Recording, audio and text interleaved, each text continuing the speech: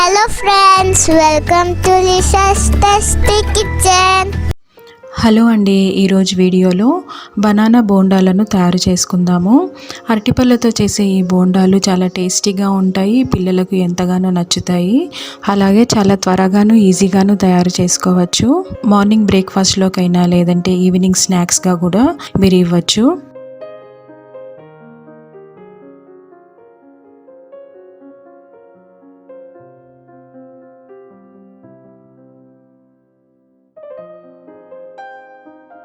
ముందుగా పండిన అరటి పండ్లను నేను ఇక్కడ ఒక 4 తీసుకుంటున్నాను.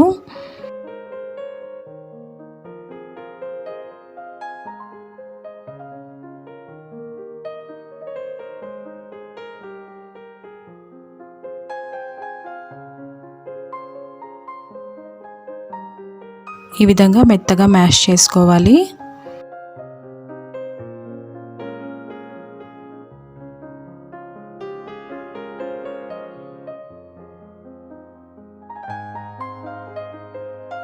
అరటిపళ్ళను బాగా మెత్తగా మ్యాష్ చేసుకున్న తర్వాత ఇందులో ఒక చిన్న కప్పు చక్కెర వేసుకోవాలి.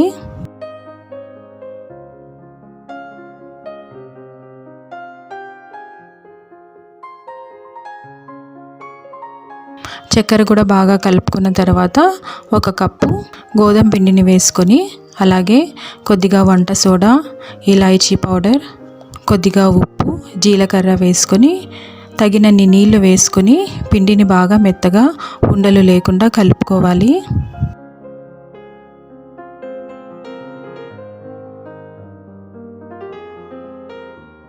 ఇంట్లో ఎప్పుడైనా ఏదైనా ఫంక్షన్స్ జరిగినప్పుడు మనకు అరటిపళ్ళు మిగిలిపోతాయి కదా, వాటితో ఏం చేయాలో తోచినప్పుడు ఈ విధంగా బోండాలను తయారు చేసుకోవచ్చు.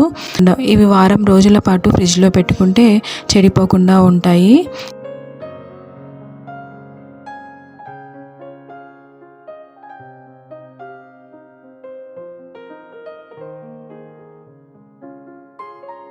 అరటిపళ్ళ ముక్కలు చిన్న చిన్నవి మధ్యలో ఉన్నా కూడా అవి మెదుపుకుంటూ పిండిని బాగా మెత్తగా కలుపుకోవాలి. నీళ్లు మరీ ఎక్కువగా వేసుకోకూడదు. పిండి మరీ జారుడుగా కాకుండా మరీ గట్టిగా కాకుండా మనం చేత్తో తీసుకుంటే ఒక షేప్ వచ్చే విధంగా ఉండాలి.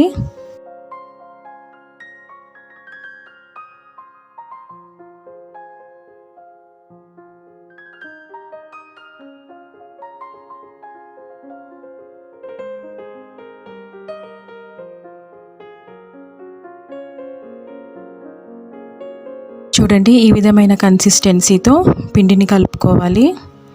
ఇప్పుడు మూత పెట్టేసుకొని పిండిని ఒక 10-15 నిమిషాల పాటు పక్కన పెట్టేసుకుందాము.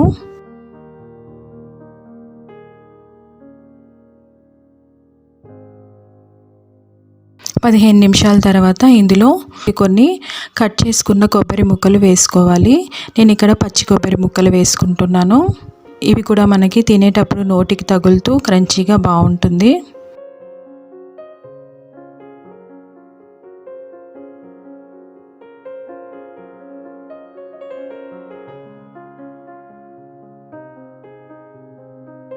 ఇప్పుడు డీప్ ఫ్రై చేసుకోవడానికి నూనె వేడి చేసుకొని, నూనె వేడైన తర్వాత ఫ్లేమ్ని మీడియంలో పెట్టేసుకొని ఈ విధంగా మనం చిన్న చిన్న ఉండల్లాగా వేసుకోవాలి. హై ఫ్లేమ్లో మాత్రం పెట్టుకోకూడదు, ఎందుకంటే మనం ఇందులో చక్కెర కూడా వేసాం కాబట్టి తొందరగా క్యారమలైజ్ అయిపోతుంది, బాగా మాడిపోతాయి, అలాగే లోపల కూడా ఉడకవు. కాబట్టి ఫ్లేమ్ని మీడియంలో పెట్టుకొని ఇవి చేసుకోవాలి. పిండి వేసిన తర్వాత చూడండి, బోండాలు ఆటోమేటిక్గా రౌండ్ షేప్లోకి వచ్చేస్తాయి. అంటే మనం పిండిని బాగా కలుపుకున్నట్టు. ఒక 2 నిమిషాల పాటు 2 వైపులా మంచి కలర్ వచ్చేంత వరకు వేయించుకోవాలి.